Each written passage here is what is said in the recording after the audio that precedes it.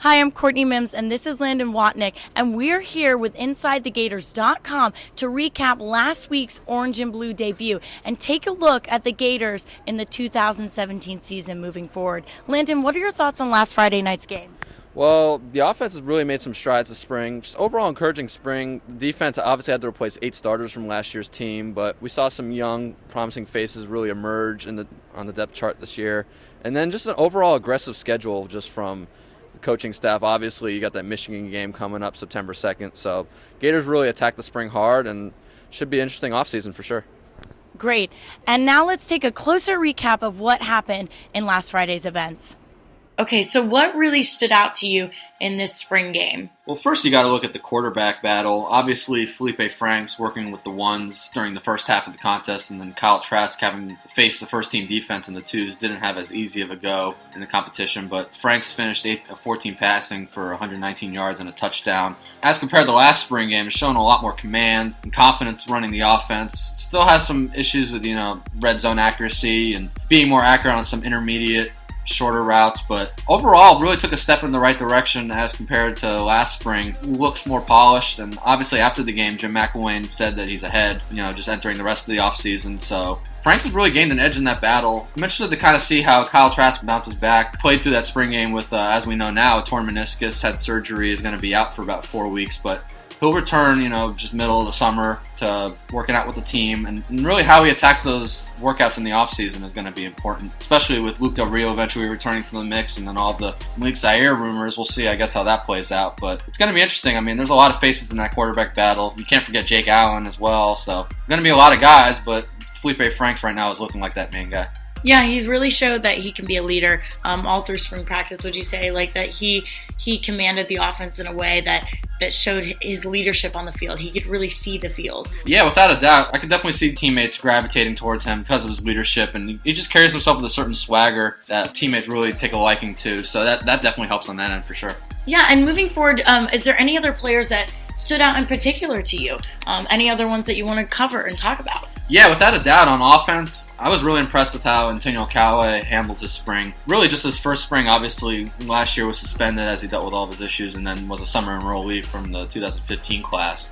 He really came along nicely this spring. Looked like, honestly, the best player on offense. Was really one of the most consistent performers in practices. Was almost uncoverable for some of the members of the secondary. He really got a good edge on them. And then the spring game made a couple of fantastic plays, including that hurdle or the walk-on defensive back. That was pretty remarkable. Yeah, on offense as well, I was really impressed with Jordan Scarlett. He continues, just to shed tackles and, stay on his feet, facing contact. He definitely looks like the leader in the room at running back. And then Martez Ivey, just sliding outside the left tackle, he handled the new responsibility well. I would probably say the leader of the offensive line this spring. He looks like the leader of that pack. But if you're going to look at the defensive side of the ball, probably Duke Dawson made a couple nice plays, just in the spring game. He obviously had the fumble recovery at the end of the first half. And then, just in that third quarter, tipped the pass that Kyle Trask threw and then tipped it over to Voshan Joseph, who logged the INT. So I was really impressed with Dawson on the defensive end. He really stood out to me. Yeah, so who's your number one breakout pick then? A guy that a lot of people have been talking about recently, I like Jeremiah Moon. He showed a lot of good things in that spring game. He was very, very impressive just as far as, just his athleticism and not only his pass rushing ability, but his ability, just to defend, receivers downfield. He's got that coverage ability. Randy Shannon, with his defense now, you're going to see a lot more 4-3 looks, a lot of, strong side linebacker playing and nickel. I could definitely see Moon handling that role pretty well. He's definitely a versatile player who could not only cover downfield, but just really help out Florida with that pass rush. I guess if you're looking for one on the offensive side of the ball, I like what Brett Hedgew put together this spring.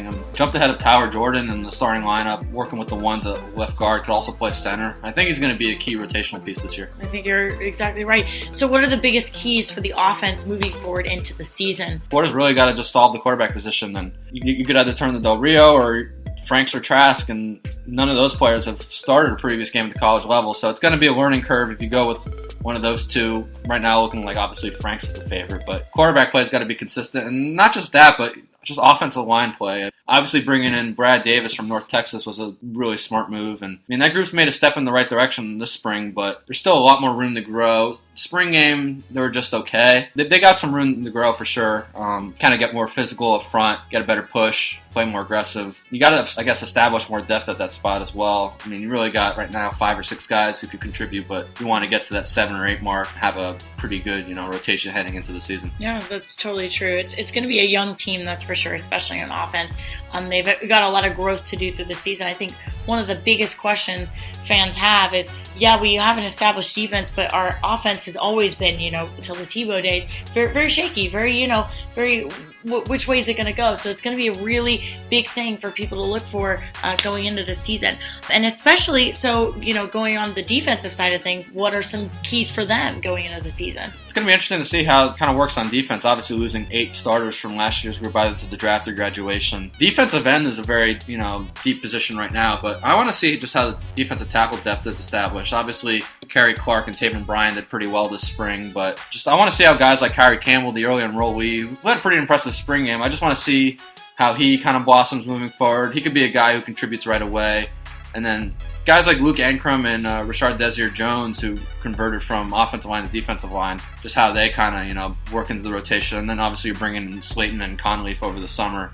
Those guys might need to step up right away. Looking at the linebacker spot, David Reese will come back from his wrist injury and step in right away during the fall. You're going to be relying on a lot of young players at that spot. There's a lot of freshmen and sophomores that may need to contribute this year. So just how those linebackers mature. And then in the secondary, there's just so many shifting puzzle pieces. Obviously, you got Dawson kind of establishing himself on the outside at cornerback, but will Chauncey Gardner work full-time at corner, or will you see him at a different spot in the secondary if maybe one of the freshman defensive backs who arrive in the summer happens to do well and maybe work with the starters at corner? There's just a lot of shifting pieces right now in that secondary, but we've got some pretty good leaders for the most part in Dawson and Nick Washington, Marcel Harris, and Chauncey. Thanks for tuning in, guys. You can follow the Gators all year long at InsideTheGators.com, and you can keep the conversation going on Twitter with @Mims Courtney and @Landon Watnick. Thanks for watching, and see you next time.